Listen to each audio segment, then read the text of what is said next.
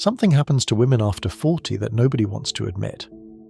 One morning she's in the kitchen, flipping pancakes for the kids, humming softly while she packs lunches and reminds you not to forget the milk. She kisses you on the cheek, waves goodbye, and everything feels normal. Then, almost overnight, something changes. Now she's awake at midnight, scrolling through her phone, smiling at messages you've never seen. She's buying new clothes she swore she'd never wear and talking about how she needs space. The same woman who built your home suddenly acts like she's outgrowing it. Her energy shifts. Her priorities change.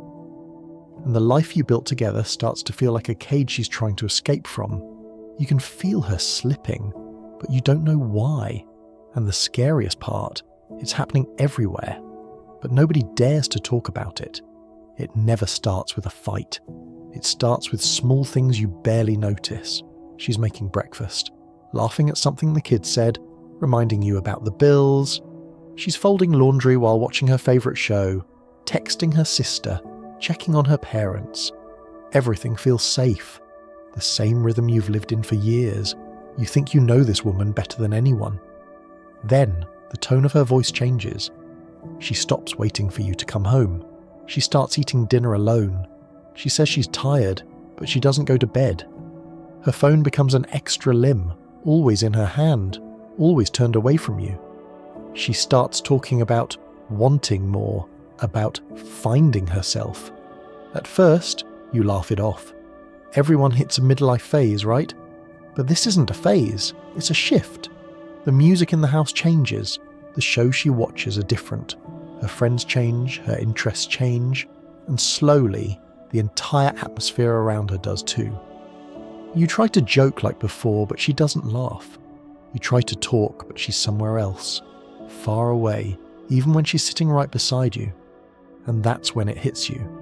The woman who once built her whole world around family has quietly started building a new one, without you in it. It's not just your story, it's happening everywhere, in quiet suburbs, busy cities, and perfect-looking families across the world. Men wake up every day wondering what happened to the woman they thought they knew. The same pattern repeats, almost like a hidden script playing out behind closed doors. Women who once spent years building homes, raising kids, and holding everything together suddenly feel an urge to break free. They start chasing something invisible, excitement, youth, meaning, something they can't even name. Social media is filled with posts about rebirth, self-love, and new beginnings. Therapists call it emotional awakening. Friends call it empowerment. But husbands call it something else. Disappearing. Scroll through forums and you'll see the same stories again and again. Different names, different cities, same heartbreak. A woman turns 40 and something in her shifts. Her reflection in the mirror becomes her biggest rival. Her comfort becomes her cage. And no matter how much love she's surrounded by, it's never enough. It's not coincidence. It's a pattern. Repeating silently, spreading quietly, leaving families in pieces while everyone pretends it's normal. You think you know your woman. You think after all these years there's nothing left to surprise you. You've seen her at her best, her worst, her everything. But one day she looks at you differently. Not angry, not distant, just gone. You try to talk, but every conversation feels like walking on glass. You ask what's wrong and she says, nothing. But her silence is louder than any argument. You start replaying everything in your head, wondering if you missed the signs, if you stopped being enough, if this is somehow your fault. You tell yourself it'll pass, that she just needs time, but deep down you know something's changed. It's not just her moods or her habits, it's her core. The woman who once looked at you like you were her world now looks at you like you're in the way of it. And that's what hurts the most, because you're not losing her in one big moment. You're losing her in 1,000 quiet ways. A text she hides. A smile that's not for you. A plan she doesn't tell you about. You still sleep beside her, but it feels like she's already gone. Something changes inside the human brain after 40. It's not madness or mystery. It's chemistry. For decades we run on momentum, deadlines, children, goals, survival.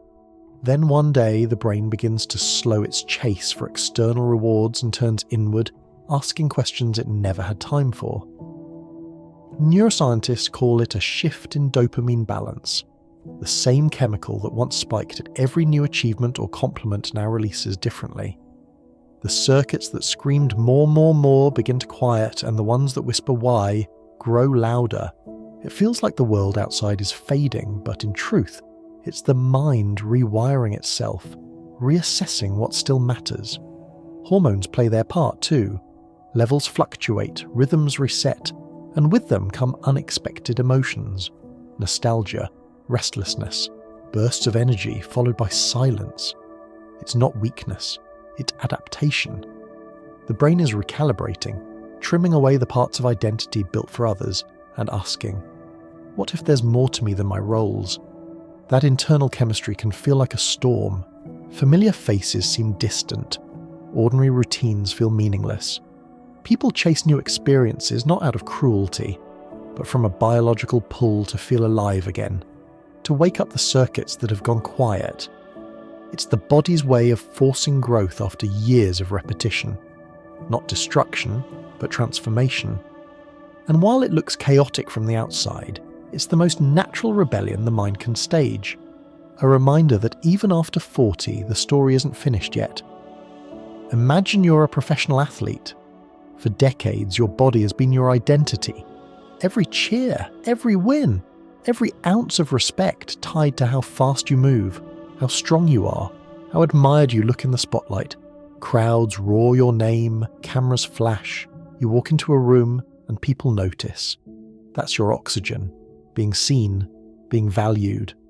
But then, one day, it changes. You wake up and something feels off. Your body doesn't respond the same way. The crowd still cheers, but not as loud. The cameras don't linger as long. Younger faces are everywhere now. Faster, sharper, hungrier. You tell yourself it's fine. You've still got it. But deep down, you know the applause is fading. Now imagine what that does to your mind. When the thing that defined you starts slipping away, and no amount of training can bring it back. That's what happens to her. Not on a field, but in front of a mirror. She's not chasing medals, she's chasing validation. And when it starts disappearing, it's not just a loss of beauty, it's a loss of identity. A slow, silent collapse that no one prepares her for. It always starts quietly, a change so small you almost miss it. She's distracted, distant, scrolling endlessly through her phone at night. The mirror becomes her new battlefield. The lighting never quite right, the reflection never quite enough.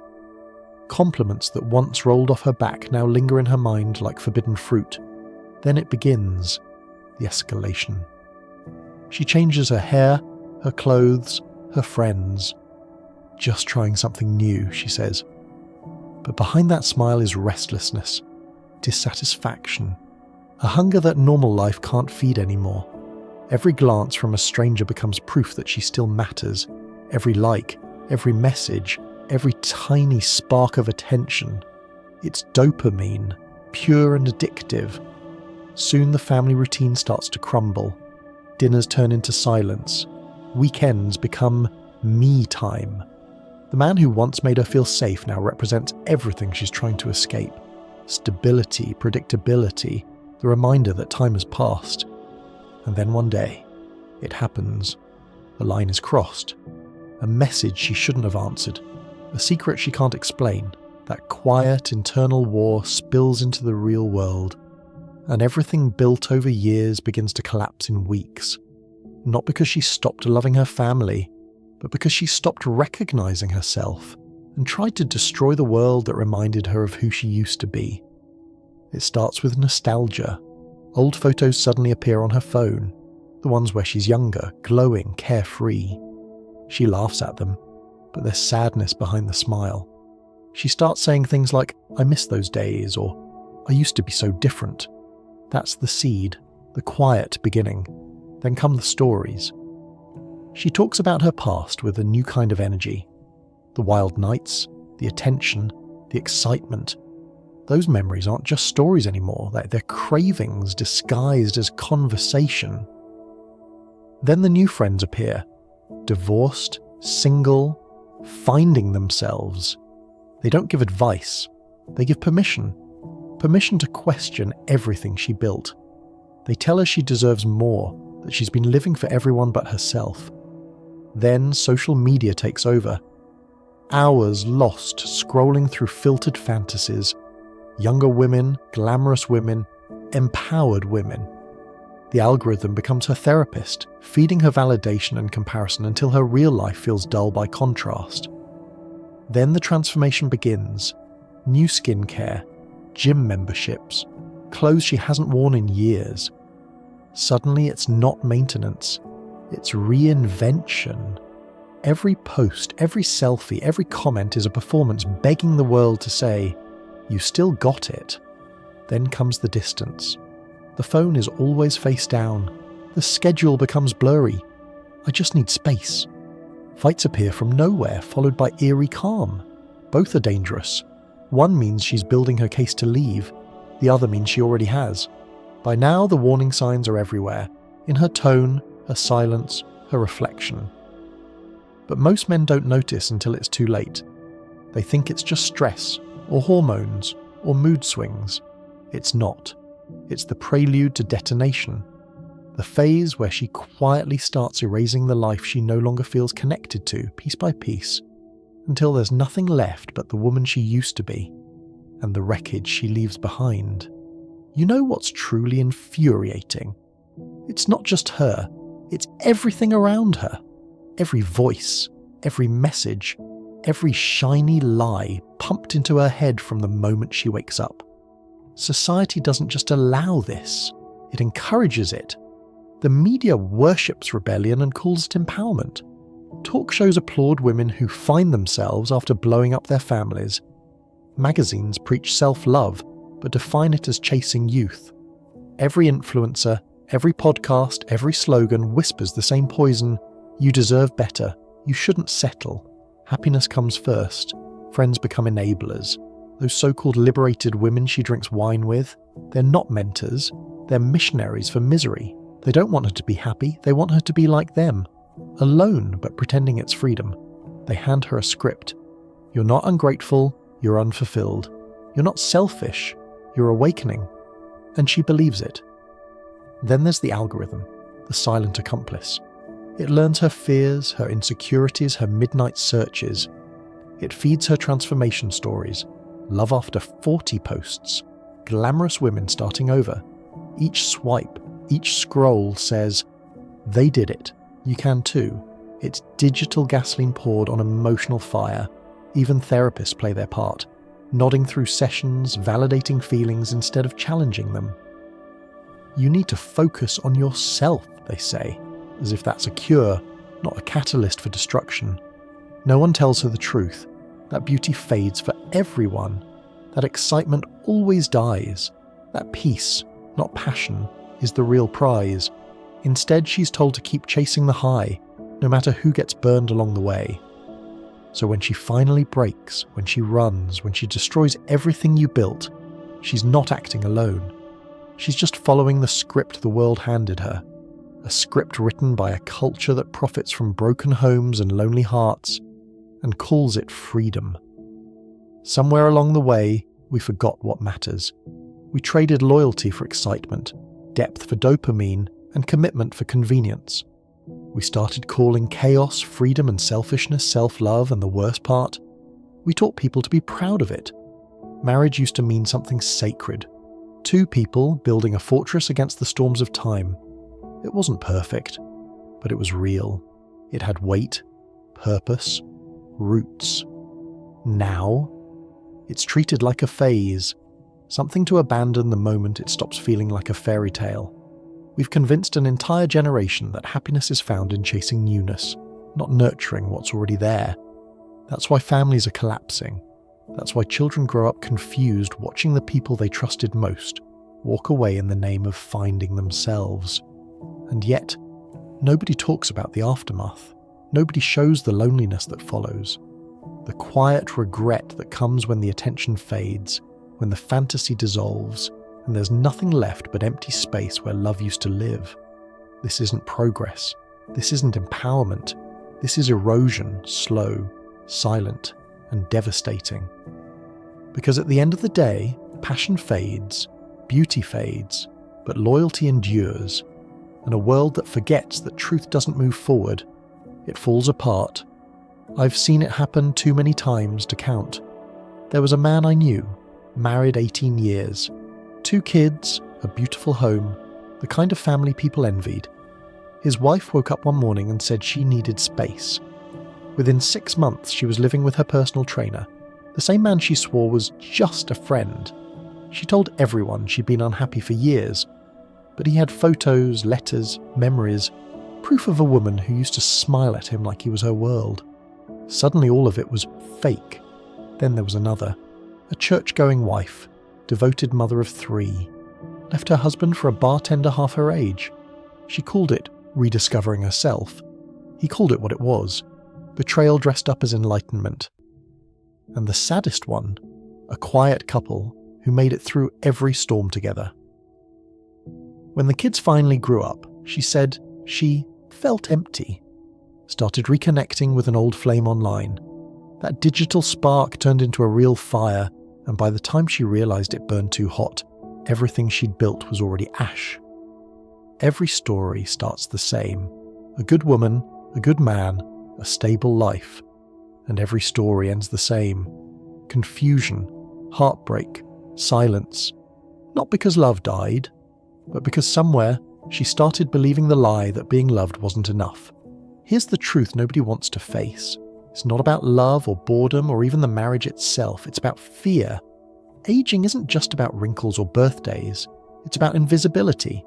It's about looking in the mirror and realizing the world doesn't see you the same way anymore. For years, her reflection gave her power, attention, validation, admiration. That was her currency. And now it's losing value. She's not running towards something better. She's running from that terrifying realization that her youth, her identity is slipping away and nothing can stop it. Every decision, every rebellion, every reckless move, it's all driven by one desperate need: to feel alive again, to prove she still matters. That's the real reason, not cruelty, not evil, just panic disguised as passion. And in that panic, she burns everything that reminds her of what she's losing. Her home, her husband, her history.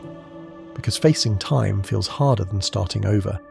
And admitting she's afraid feels harder than pretending she's free. So here it is, the truth that no one wants to hear but every man needs to understand. It never happens in one moment. It doesn't begin with shouting or chaos. It begins in silence. A quiet shift, a glance that lasts too long, a smile that doesn't belong to you. The tiniest crack that no one notices until the whole foundation gives way. You'll tell yourself it's just stress, just hormones, just a phase. You'll believe that love is strong enough, that loyalty will hold the line. But when the panic comes, when the fear of fading overtakes reason, nothing, not vows, not children, not history, can stop it. Because this isn't about you. It's about her war with time, and time always wins. When it happens, it's like watching someone drown in air. She'll destroy the life she built just to prove she's still in control. She'll rewrite her story, paint herself as the victim, and call it freedom. And you'll stand there, surrounded by the pieces of what used to be your family, wondering how you didn't see it coming. But you did. The signs were there, in her distance, her restlessness, her reflection. You just didn't want to believe them. So take this as a warning, not of women, but of reality, of what happens when validation replaces value, when feelings replace foundation, when fantasy replaces faithfulness. This is the pattern. This is the cost. And once it begins, it doesn't stop. So watch carefully, listen closely, protect what matters most. Because when it happens again, and it will, don't say you weren't warned.